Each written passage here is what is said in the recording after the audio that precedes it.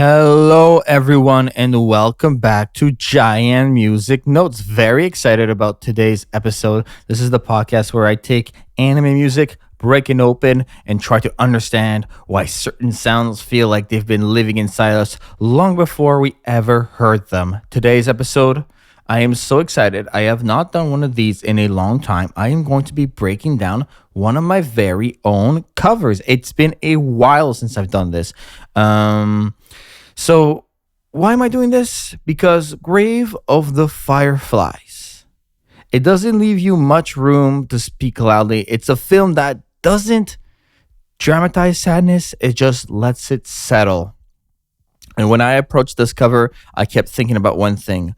What does grief sound like? And when it stops trying to express itself, what does that sound like as well? And for me, the answer was simple: a bell piano. But before we dive in, a quick word from my sponsor, Laser Audio Technologies. When you're working with emotionally fragile sonic material and you want creative effects, look no further than the plugins over at Laser Audio Technologies. They have tools such as Fram and Glow, and they are perfect for that. And if you use code JaianMusic, you get 30% off at checkout. Every dollar generated from that code goes straight back into the podcast, such as GoPro Kyo, who does all of the artwork.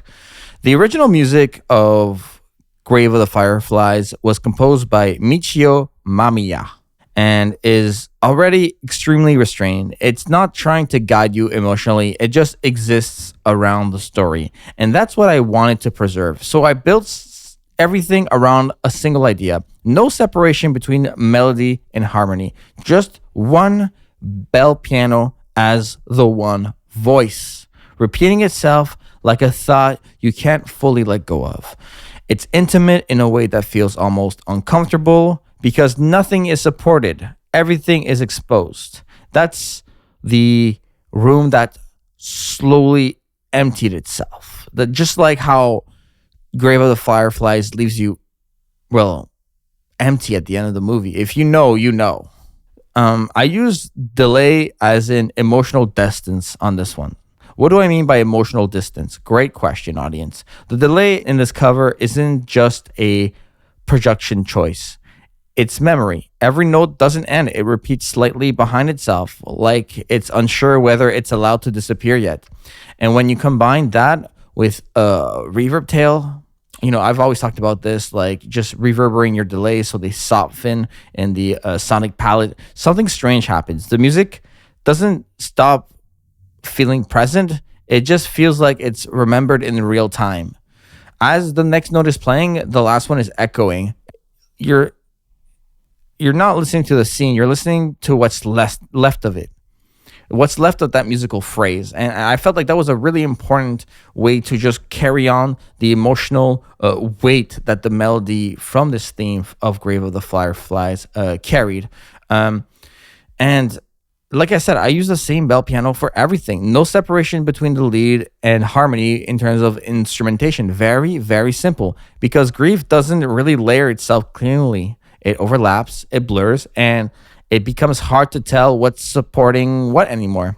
And in that blur, the emotion becomes clearer, not louder, just unavoidable. I think the reason this music hits so hard for me is because it really isn't complex. It's not one of those covers where I decided to just throw on 8 layers of like synthesizers with a lead, an arpeggiator, a pluck, a bass, a bell. You know what I mean? It's because I refuse to protect you from what it's about. I just gave you what it was. And in this cover, I try to respect that. Not adding more, but by leaving space where things don't resolve, where notes just fade out and don't come back.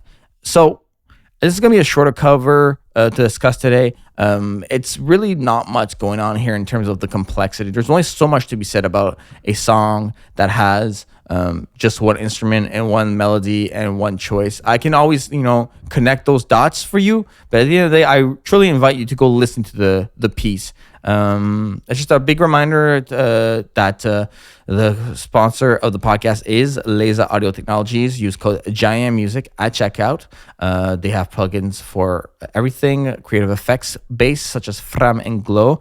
A big shout out to GoPro Kyo. Next week, I'll have another cover to discuss. I'm very excited about this one. It's going to be a villain theme, but it's going to be one that I also connect back with a previous episode. I was re-listening to a few old episodes, and so there's going to be a little clip in there just to contextualize it even more, because I feel like it really connects to who that villain is as a character, and I'm super excited about that. Obviously, a big thank you to everyone who's streaming the podcast worldwide, making us chart. It's so appreciated. It's so incredible. So a big shout out to every single listener. You can follow me at JaianMusic on social media. JaianMusic.com is my website. Stream the covers on Spotify. Just look up Jaian Music. And of course, leave JaianMusic Notes a 5-star review and look it up in your favorite podcatcher. So until next time, that'll be everything. Goodbye, everyone.